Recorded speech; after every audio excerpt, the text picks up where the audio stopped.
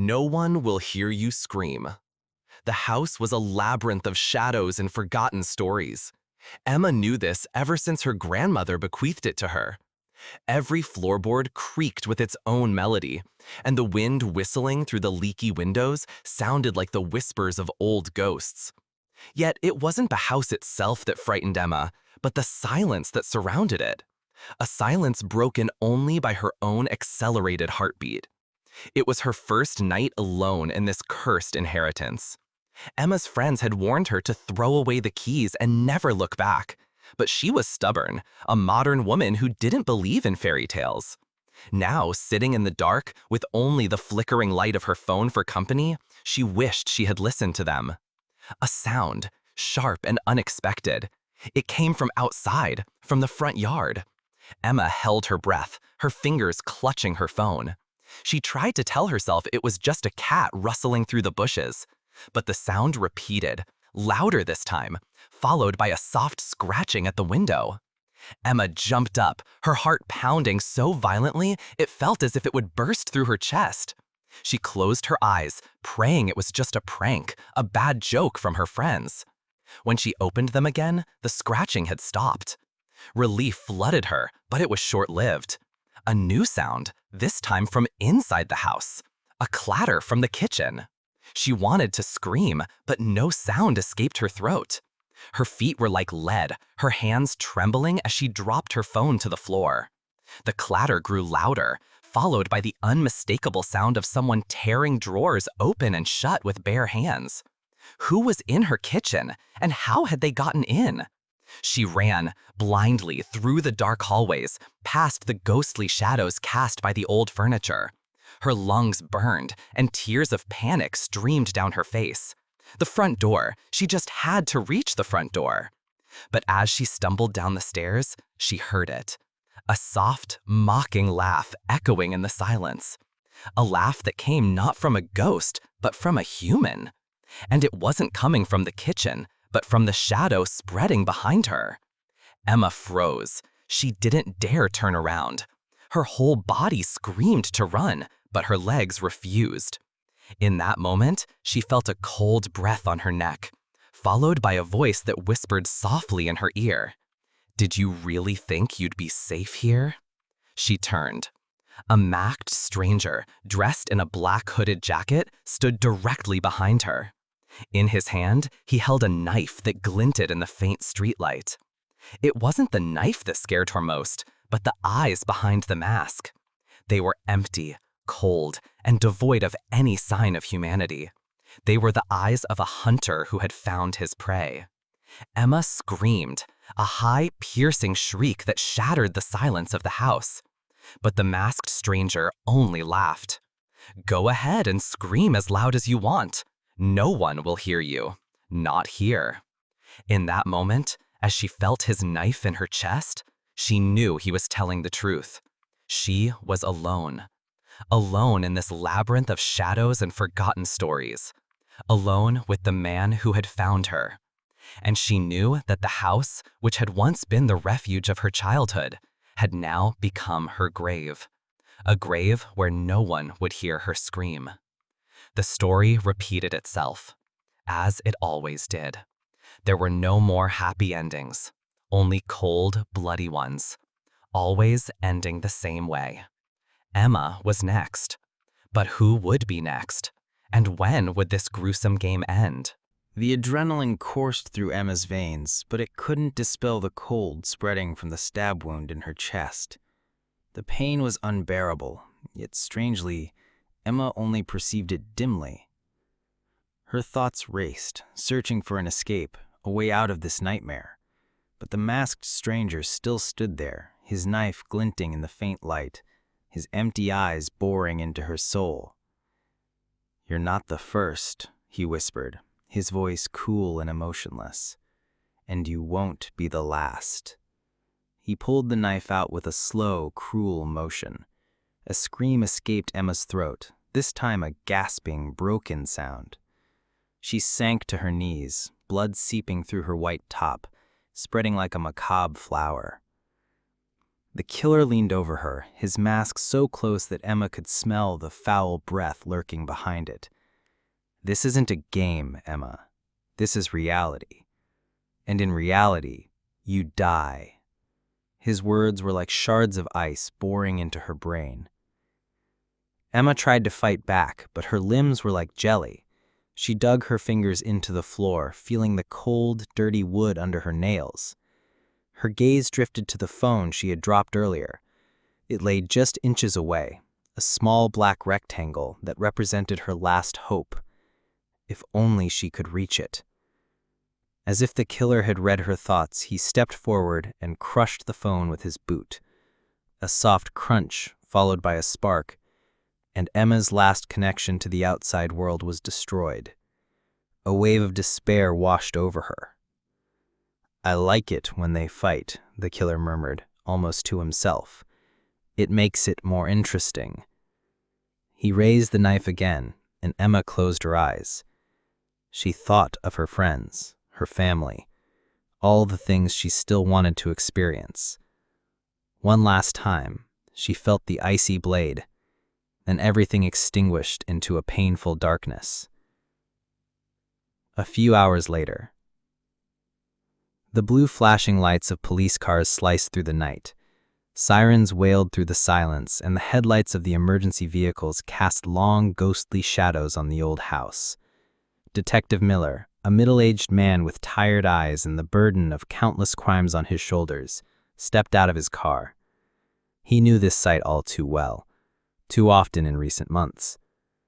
"What do we have, Detective?" asked Sergeant Thompson, a young, ambitious police officer not yet desensitized by the brutality of the world. Miller sighed and lit a cigarette. "The usual, Thompson. Another young woman, another stab victim, and no traces again." He blew smoke into the cold night air. "The perpetrator is methodical. No forced entry, no sign of a struggle, until the very end. He must have known her, or cleverly manipulated her into opening the door." They entered the house. The living room was untouched, but a dark stain on the footboards at the foot of the stairs told a bloody story. Emma lay there, her eyes staring blankly, a silent accusation to the world. Thompson carefully leaned over the body. "No signs of sexual violence, Detective? Just the stab wound." "That's his pattern. He kills them, and he wants them to know it. These aren't impulsive murders. This is a message." "What kind of message?" Thompson asked. Miller shook his head. "I don't know yet. But he enjoys it. This is the type of killer who needs an audience. He wants us to see his work." He stepped closer to the body and knelt down. Emma's phone, smashed and useless, lay a short distance away. "He destroyed her phone," Thompson observed. "Of course he did. He wants to make sure no one can hear her scream. That's his hallmark. Isolation, control, and then death."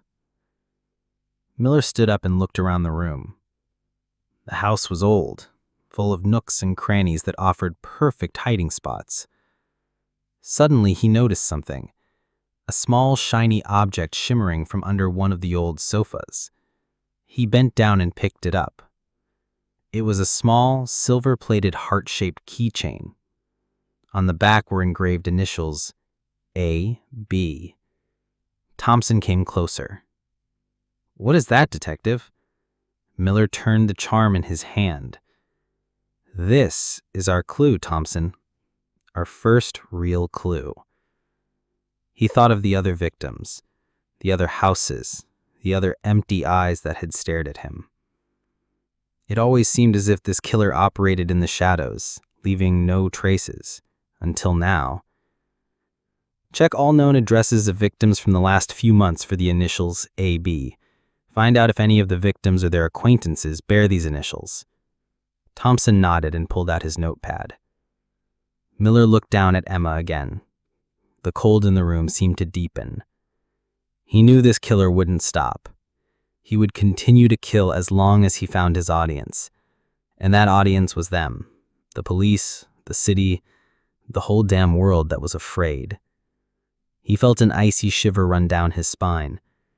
It wasn't the cold of the night, but the premonition that they weren't dealing with an ordinary criminal here. They were dealing with someone playing a perfidious game whose rules only he knew, and Emma had just been a pawn in that deadly game. But who was the next move? And would AB lead them to him? The hunt had just begun, and Miller knew the masked murderer was already one step ahead of them.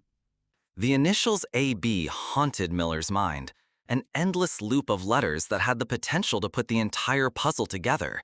He had a feeling this was no coincidence. The killer wanted to be found. He was playing with them, a perverse game of cat and mouse where the stakes were human lives. Thompson, who had immediately dived into the databases, returned to Miller with a face reflecting the night's fatigue. "Detective, we have a match. AB, Alex Baker, 24 years old, male. He was the fiancé of Sarah Jenkins, the first victim in this murder series." Miller felt something constrict within him, an eerie, icy certainty. "Tell me everything you can find about him." Thompson continued. "Alex and Sarah had been together for 3 years. He was devastated after her death. He even called her the day before her murder, multiple times. The calls are registered. He was questioned at the time, but had an alibi confirmed by his family. He stayed with them all night because he allegedly had a panic attack." "An alibi from the family," Miller muttered. "That's the first thing I doubt." "It gets better," Thompson said, looking at his notebook.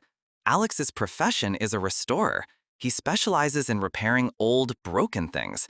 He often works at night to meet deadlines. And his workshop is not far from the crime scenes," Miller finished the sentence. "Exactly. His workshop is just a few blocks from Emma's house, and also near the other victims. It's almost as if he chooses his victims within a certain radius." Miller broke the silence with a quick, decisive command. "Thompson, we need a search warrant for that workshop. I want every tool, every can of paint, every screw in there scrutinized, and I want to know where this Alex Baker is right now." The night had long since transitioned into early morning when Miller and Thompson pulled up in front of an unremarkable warehouse. The windows were dark, but a faint light shimmered through a narrow gap under the door. "He's in there," Thompson whispered. Miller nodded. They kicked the door open with a forceful shove. The smell of old furniture, paints, and solvents hit them. The workshop was a collection of half-finished projects and tools. Alex Baker sat with his back to the door, hunched over a table with an old radio on it. He seemed so engrossed in his work that he didn't notice them. "Hands up, Baker," Miller shouted. Alex flinched, his hands trembling as he slowly raised them. Miller looked into his eyes. They weren't empty, not cold. They were bloodshot, tormented, full of pain. He saw no mask of evil, only the mask of grief. Was this all just a cruel delusion? "I haven't done anything," Alex said, his voice broken. Miller ignored him and began searching the workshop. He knew the killer was smart. If it was Alex, he would have hidden his tracks well. They found nothing out of the ordinary, just tools, paints, and pieces of furniture. The adrenaline that had driven Miller until now began to turn into pure frustration. Then, at the back of the workshop, Miller noticed an inconspicuous door. It was locked, secured by a simple padlock. "Open the door, Alex," he commanded. Alex shook his head. "I can't. That's the storage room. There's nothing in there." Miller looked at him. "Open the door, now." Alex swallowed hard and reached for a keyring in his pocket. His hands trembled as he opened the lock. As Miller pushed the door open, an icy draft blew out. The light streaming in from the workshop revealed the horror hidden behind it. It was not a storage room. It was an altar. Photos of the victims, including Sarah Jenkins and Emma, hung on the walls. Next to them were notebooks filled with details of their lives, their habits, their fears. And in the center of the room stood an old, shabby armchair, soaked with a terrible reddish-brown stain. It was obviously the place where the murders were committed. On a small table next to the armchair lay a phone, a broken phone that looked like someone had stepped on it. Next to it lay another silver-plated keychain with the initials AB and a freshly polished knife. Miller slowly turned to Alex. The hunch he had carried had turned into certainty. "You've been finding us all along, Alex. You've been leading us all along. You're the one playing this game." Alex Baker laughed. It was a deep, painful laugh that reflected the despair and horror of the past few months. It was the laugh of a man who had lost everything and now reveled in the pain of others. "Yes," Alex said, his voice now firm and clear. "I found them, but only because they told me where they were. I heard their screams, Detective, and I avenged them. All of them." He pointed his finger at the phone and the notebooks. "They are just the first. The next one is already on standby. Their data is already in the books. And soon she will experience the same as the others. No one will hear her scream." A shiver ran down Miller's spine. The initials on the keychain were not those of the killer. They were those of the victims. Alex Baker was not the killer.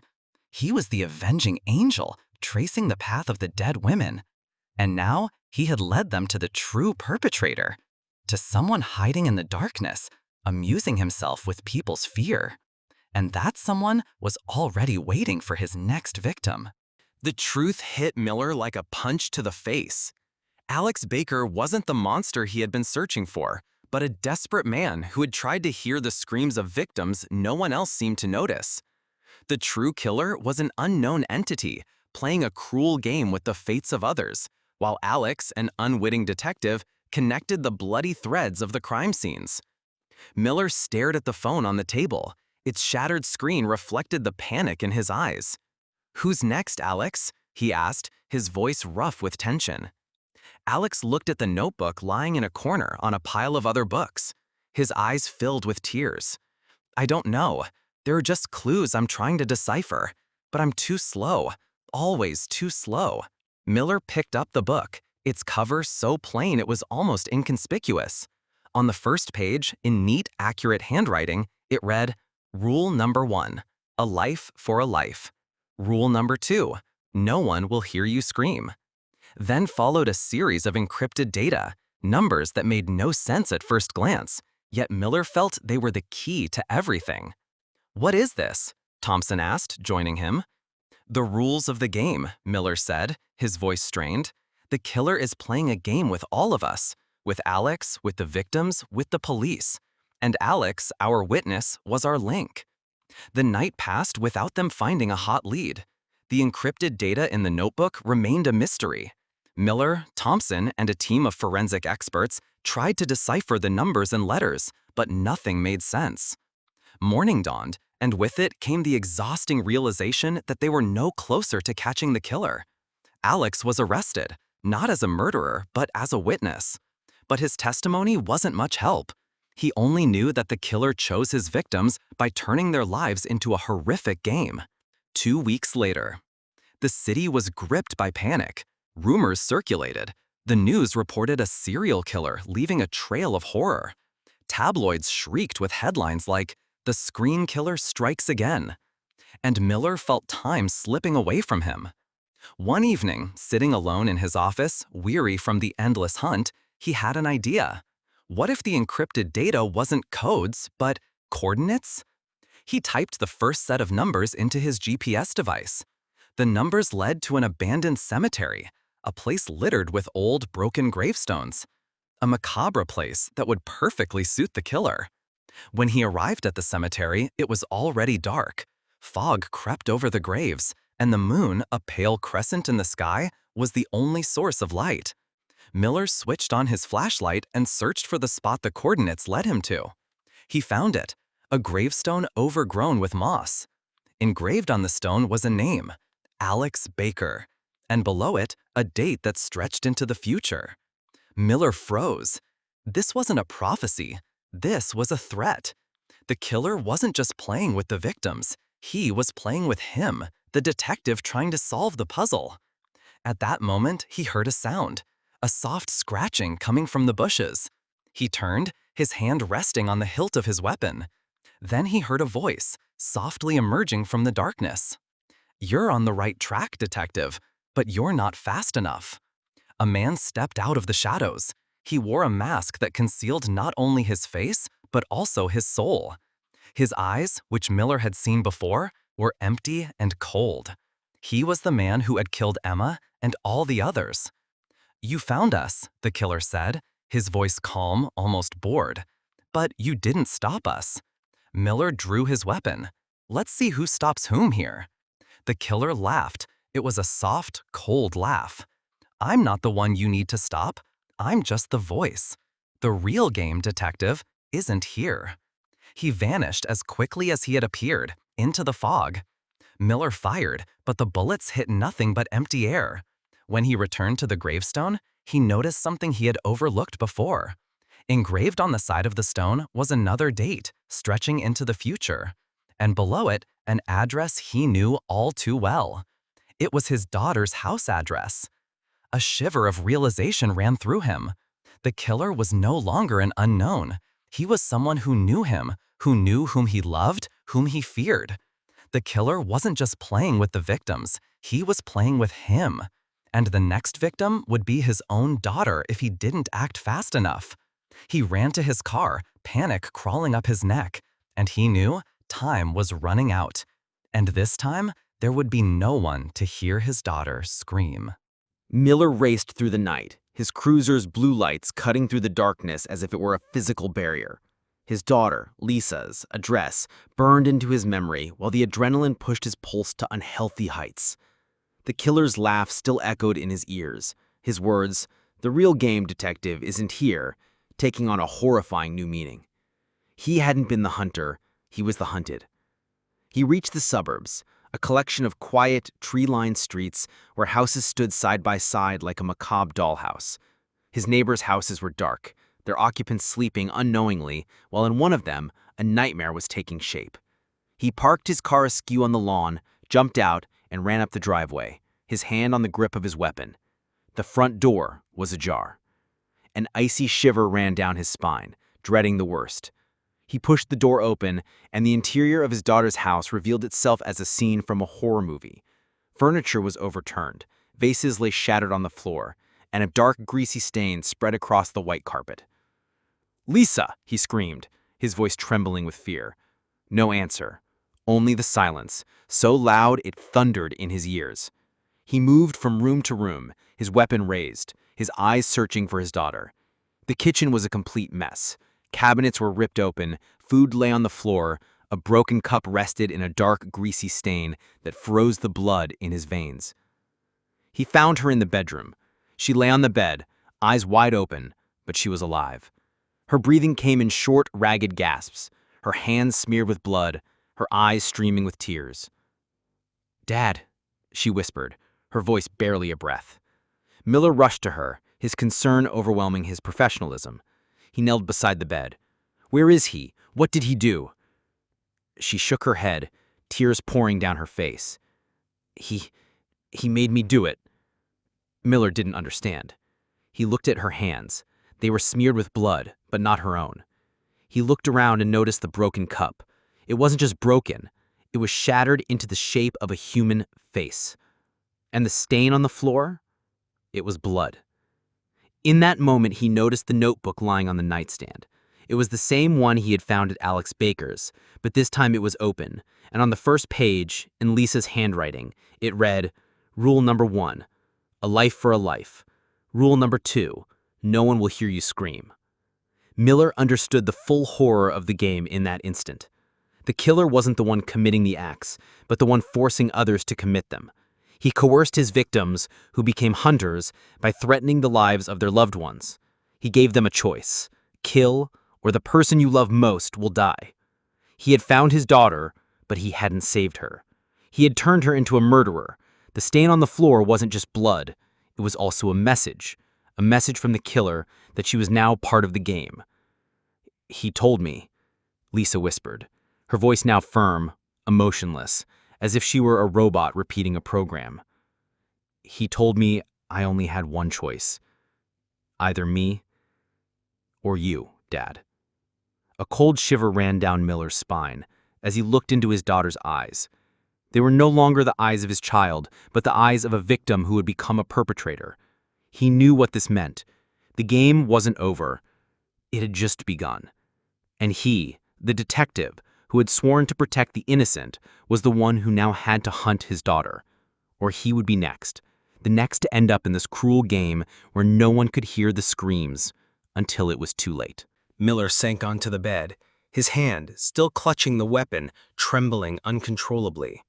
His daughter's gaze was like a cold, dark mirror reflecting his own despair. She was no longer the young woman he had raised, but a vessel of evil, a puppet player in a macabre play. The pain he felt was worse than any physical pain he had ever experienced. It was the pain of realizing he had failed. "Who was it?" he asked, his voice barely a whisper. Lisa shook her head, tears streaming down her cheeks. He wore a mask. He said I had to make the choice, either me or—" She broke off, unable to finish the sentence. Miller knew what was coming. Or me. He closed his eyes and thought of all the other victims. They hadn't been random casualties. Every single one of them had been forced to take a life to save their own. And every one of them had failed. Or perhaps they had done it and the killer had killed them anyway, simply to continue the game. He looked at the notebook she had left on the nightstand. The book wasn't a diary, but an instruction manual, a script for a horror movie they were all, unconsciously, playing. It was a game whose rules he only now understood. A game with no winners, only losers. "We have to go to the police," he said, his voice hoarse. "We have to tell them everything." Lisa shook her head, her gaze fixed. "He said if I do that, he'll kill you. And he showed me." Miller understood. The killer was everywhere. He had installed cameras in the victims' homes to observe them, to ensure they followed his rules. He wasn't just a murderer. He was a perverse director, forcing his actors to reenact his bloody scenarios. A shiver ran down his spine as he remembered Alex Baker, sitting in his workshop, his eyes filled with pain and despair. Alex had tried to hear the victim's screams, but he had instead only followed the killer's directives. He was a puppet player who didn't know he was a puppet himself. Miller stood up, his heart pounding so hard it hurt. He had to act now. He couldn't abandon his daughter. But how could he save her if he didn't know who the killer was? He was unable to fight his own shadow. In that moment, he noticed something he had overlooked before. Under his daughter's bed lay a small, black device. It was a surveillance camera. It was pointed at him, as if it were the killer's eye watching him. Miller picked up the camera, his rage and fear mixing into a boiling cocktail of despair. He knew the killer would be watching now, that he would see his reaction, that he would revel in his helplessness. "I know you're watching," he said, his voice firm and clear. "I will find you, and when I find you, I will kill you." A soft, mocking laugh echoed through the room, but it didn't come from the camera. It came from his phone. He picked it up, looking at the display. An unknown number. He answered the call. "I heard your promise, detective, but you won't find me, because I am everywhere, and you made the wrong choice." "What do you mean?" "Your daughter made a choice, but she didn't do it because she wanted to. She did it because you forced her to. You told her she was the murderer, but she wasn't. I was. And now, detective, you must face the consequences." In that moment, he felt a stab in his back. He turned, his gaze falling upon his daughter, who held the weapon he had previously been holding in her hand. Her eyes were once again streaming with tears. "He said, either you or me." Miller collapsed, his life escaping him in a silent scream. He saw his daughter's face, her tears and her pain. He knew that the true horror wasn't being killed by a murderer, but being killed by the person you loved most. The cold crept into him, and he knew he couldn't be saved. Darkness enveloped him, and he knew his screams would fade into the silence of that house.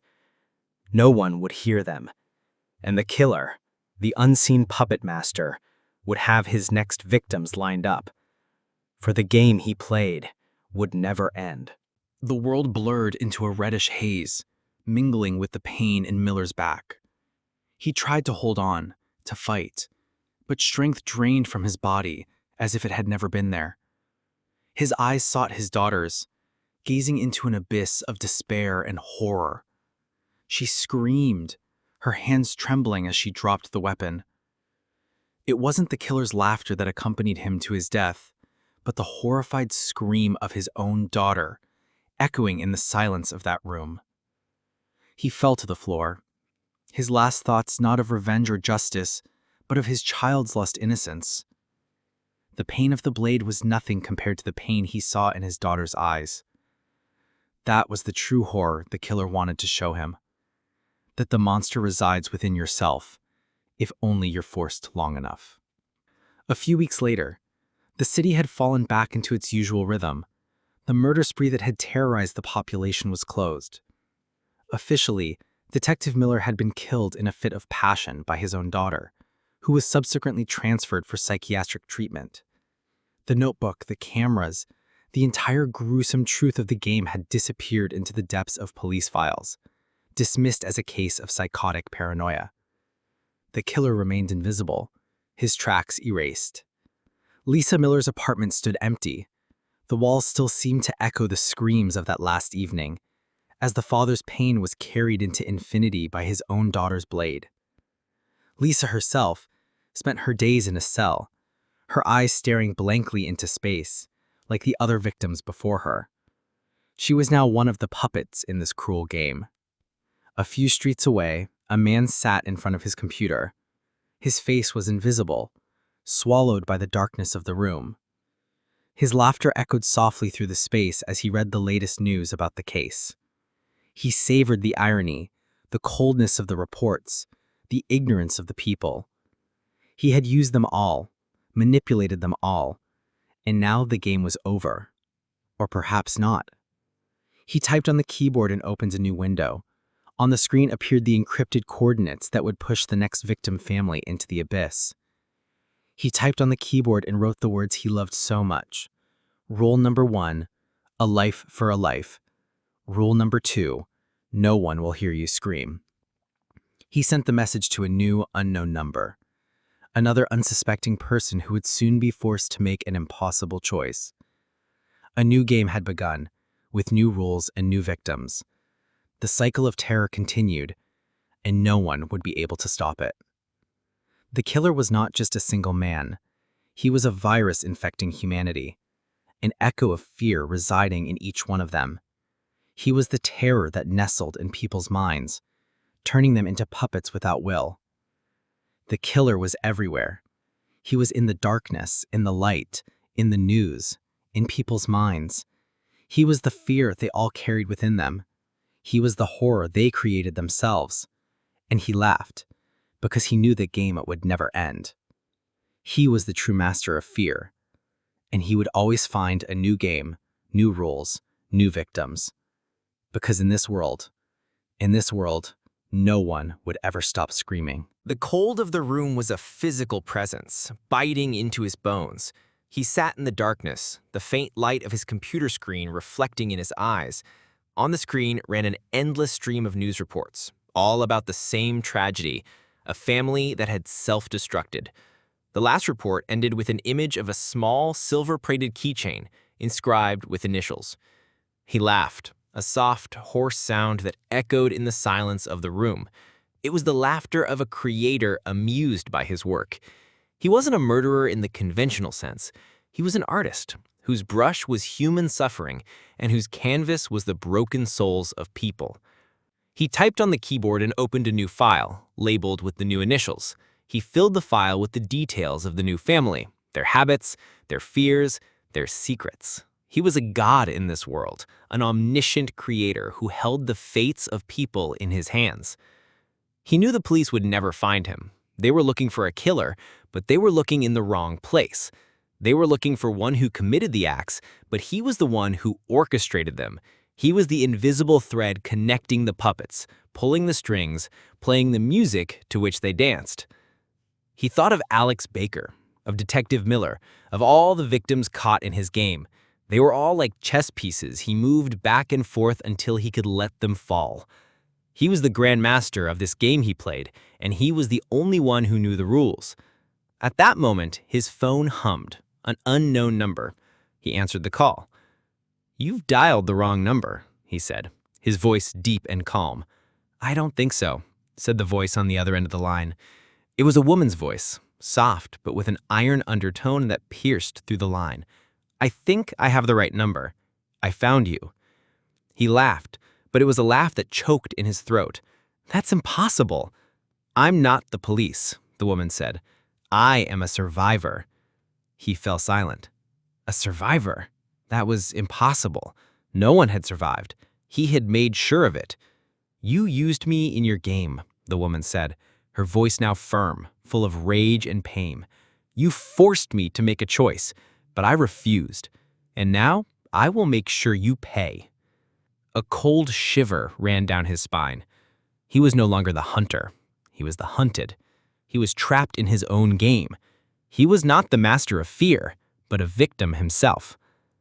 He put the phone on the table, his heart pounding so violently it felt as if it would burst through his chest. He had to flee. He had to hide.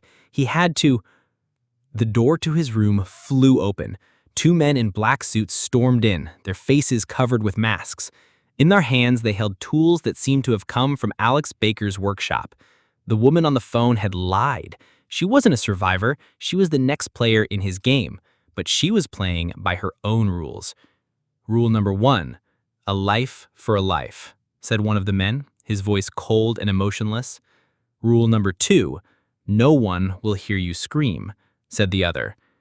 The creator's mask fell, and in his eyes reflected the same fear he had seen in the eyes of his victims. He wanted to scream, he wanted to beg for mercy, but no sound escaped his throat. He was alone, alone in his room, alone with the people he had created. And he knew that he now had to face the consequences. He had been the master of fear, and now he was a victim. And in the darkness of that room, no one would hear his screams. The fear he had seen in the eyes of others was now his own.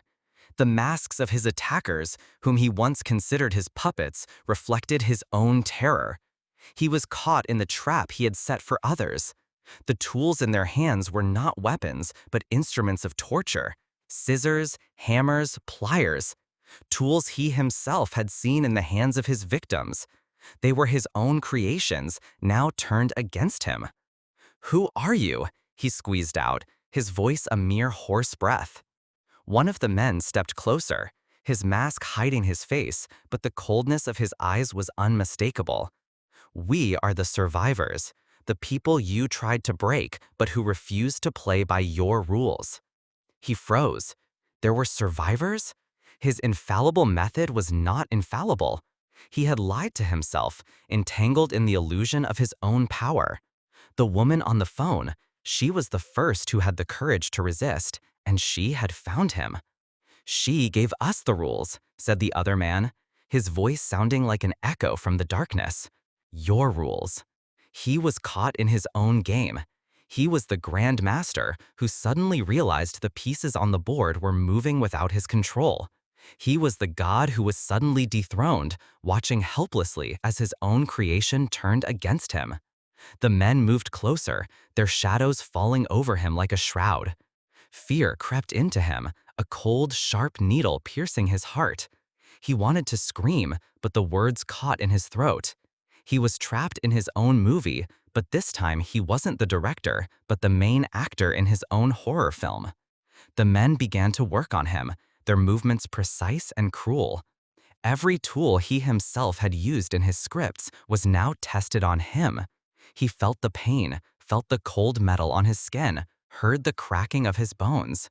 He had so often watched others suffer these pains, and now it was his turn. He screamed, a scream of pure, unadulterated panic that tore through the darkness of the room. But the room remained silent, apart from his screams. They had silenced his voice, driven him into the stillness he loved so much. He was alone, alone with his pain, alone with his creators. A shiver of realization ran through him. The men were not avengers. They were not survivors. They were not human. They were the incarnations of his own deeds, manifested in flesh and blood to torment him.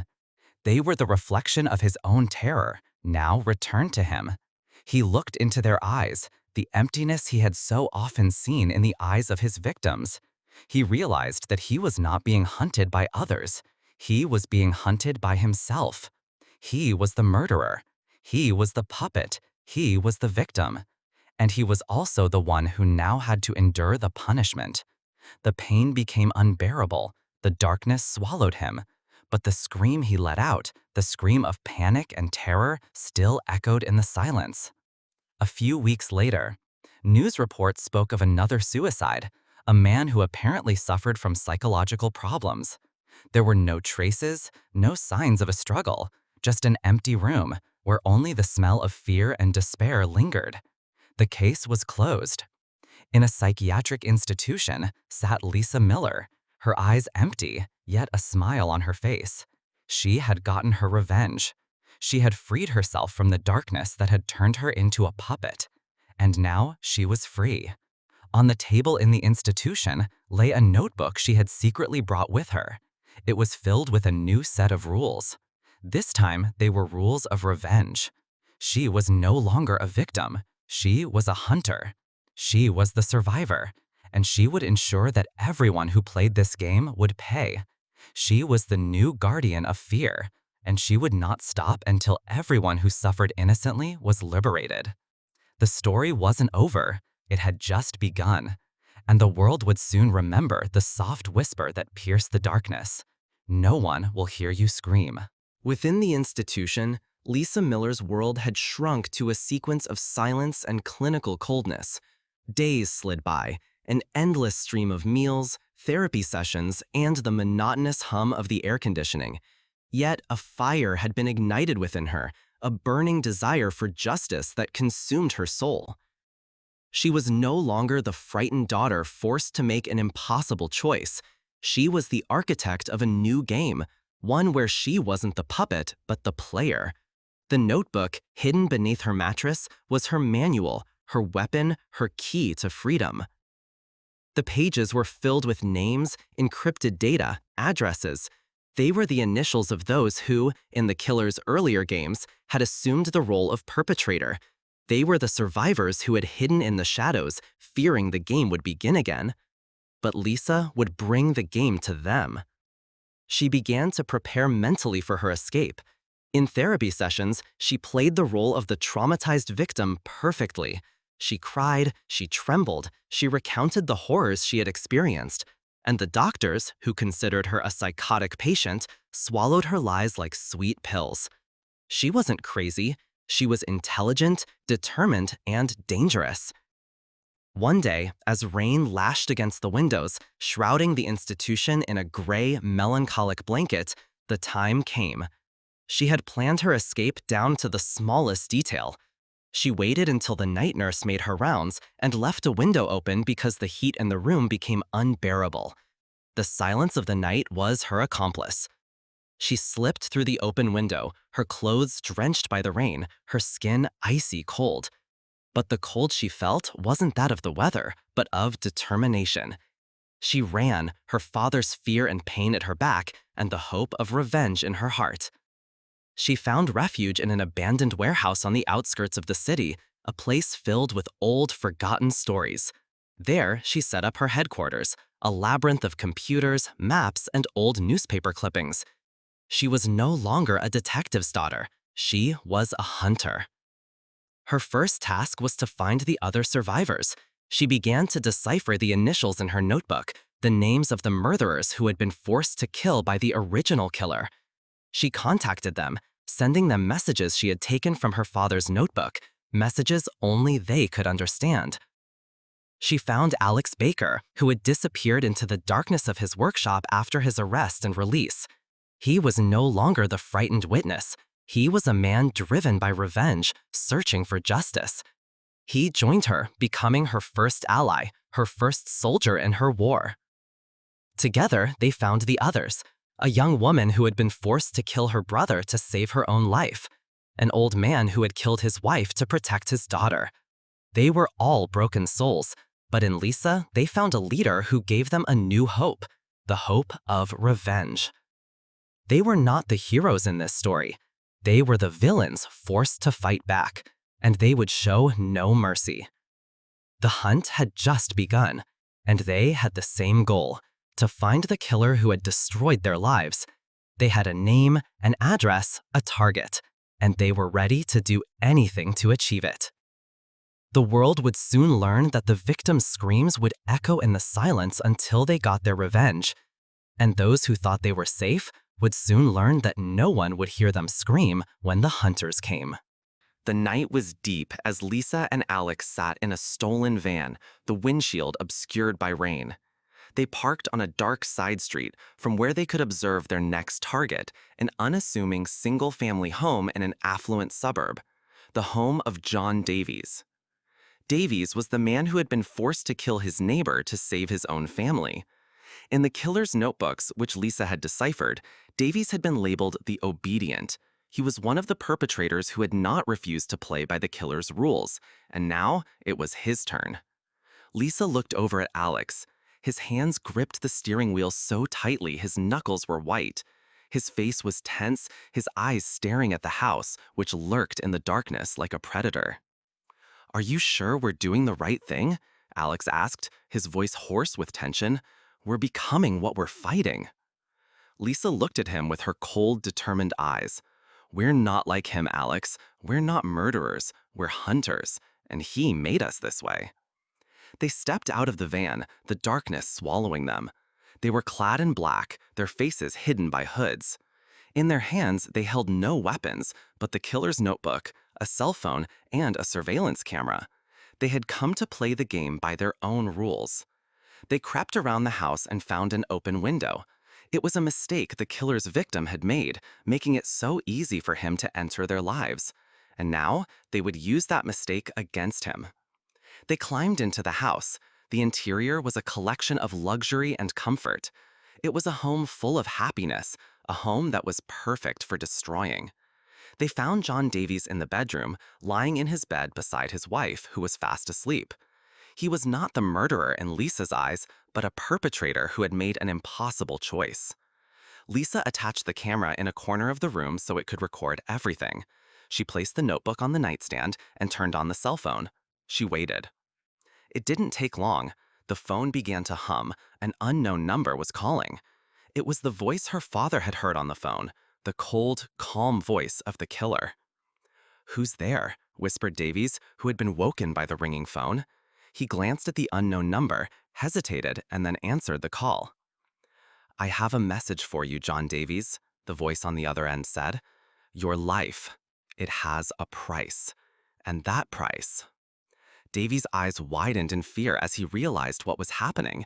He saw Lisa and Alex standing in the corner of the room. He saw the notebook, the camera. He understood.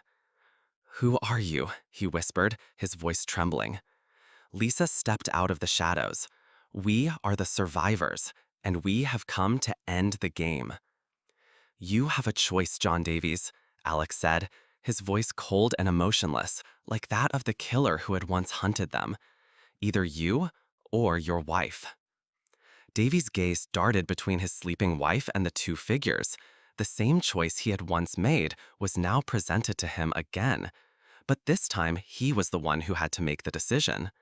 His wife woke up, looking at him confused. "What's wrong, John?" Davies looked at her, his eyes full of tears, his soul breaking. He wanted to scream, he wanted to beg for mercy, but he couldn't. The fear that had controlled him for so long was now his punishment. "Please," he whispered, but his plea faded into the silence of the room. Lisa handed him a tool, a sharp, gleaming knife. It was the same blade he had used to kill his neighbor. "Make your choice, John Davies," Lisa said, her voice as emotionless as the killer. Davies looked at the knife in his hand, his hands trembling. He looked at his wife, who stared back at him confused. He screamed, but his scream was swallowed by the silence of the room. No one would hear him. The camera continued to record, capturing the entire scene. It was Lisa's revenge, the revenge of all survivors. They wouldn't kill him, they would force him to kill. And then they would present him to the world as proof of the killer's existence. The game had changed, the roles had been swapped, and the survivors would not rest until everyone who had become a perpetrator in this game paid for it. And the screams that faded into the darkness would soon become a symphony of revenge. John Davies' scream died in his throat. He looked at the knife in his hands trembling so violently that the blade glinted in the surveillance camera's light. He saw his wife, her eyes wide with comprehension as she realized what was happening. He saw Lisa and Alex in the corner of the room, their faces swallowed by darkness, their eyes as cold as the killers who had hunted them all. He was trapped. He was the one being hunted in his own home. He regretted the choice he had once made, but he had made it, and now he had to pay for it. He raised the knife, not against his wife, but against himself. I have no choice left, he whispered. He plunged the knife into his chest. The pain was so intense that he collapsed to the floor. His wife screamed, but her cry faded into the silence of the room as she saw the blood pouring onto the white carpet. Lisa and Alex watched, their faces blank, their eyes devoid of emotion. It wasn't the revenge they had hoped for, but it was justice. John Davies had made his choice, and he had paid for it. They took the notebook, the camera, the phone, and vanished into the darkness of the night. They left the woman alone with her pain, alone with her husband's corpse, alone with the terrible truth that no one would hear her scream. A few weeks later, news reported another suicide, a wealthy man who had left behind his wife and daughter. The police found no clues, nothing to suggest a crime. It was dismissed as a tragic case of mental illness. In an abandoned warehouse on the outskirts of the city, Lisa and Alex stood before a computer screen. The screen displayed the recordings of John Davies' death. The video showed a man taking his own life, the fear in his eyes unmistakable, the screams stifled in the silence. Lisa looked over at Alex, her eyes filled with tears. "It's over," she whispered, her voice trembling. Alex shook his head. "No, Lisa, it's not over. He showed us there's no turning back. If we don't kill him, we'll become like him. We'll become the hunters who prey on others trapped in this game. We'll become the puppets pulling the strings." Lisa understood. They had made a choice. They had chosen revenge, and now they had to pay for it. They had absorbed the killer's coldness, darkness, and fear. They were no longer the victims. They were the perpetrators. "What do we do now?" Alex asked, his voice empty, without hope. Lisa looked at the notebook she held in her hand. The pages were filled with names, encrypted data, addresses. The names of those who had been forced to kill, the names of those who had refused to get their revenge. She tore the notebook in half, ripping the pages until only ashes remained. "We end the game," she said, her voice firm and clear, "forever." They sent the video of John Davies' death to the police, the public prosecutor's office, the media. They revealed the entire gruesome truth of the game, the identity of the victims, the identity of the perpetrators, the identity of the killer. They showed that the world was not as it seemed, that the horror resided in the minds of people who refused to fight. In an apartment in an anonymous big city, a man sat in front of his computer. He saw the news reports spreading across the internet, the revelations that spelled the end of his game. He laughed, but it was a laugh that choked in his throat. He had lost the game. He had been exposed. He stood up, his hand reaching for a knife. He looked in the mirror, the fear in his eyes he had so often seen in the eyes of his victims. He wanted to scream, but he couldn't. He was alone, alone in his house, alone with his thoughts. And he knew that no one would hear him. He was no longer the hunter, he was the hunted, and he was trapped in his own game. He plunged the knife into his chest. The pain was so intense that he collapsed to the floor. His screams faded into the silence of the room as he died. He had gotten his revenge, but he had taken it upon himself. The story didn't end with a hero killing the villain. It ended with a woman who lost her soul to get the revenge she hoped for. It ended with a man who took his own life to escape the game he had created for others. And it ended with a world that had learned that true horror lies not in monsters, but in people themselves. Lisa and Alex sat in their warehouse, their eyes empty, their souls broken. They had won the game, but they had lost everything. They had gotten the revenge they wanted, but they had also found the darkness within themselves. The world was free from the killer who had hunted it, but it was not free from the horror he had left behind. The fear he had sown in people's hearts would remain forever, and the screams that had faded into the darkness would forever echo in the minds of those fortunate enough to survive. The ending was not a happy one, but a cold, lonely one, where everyone was forced to make their own choice and bear the consequences. And in this world, no one would ever stop screaming, because there was no one left to hear them.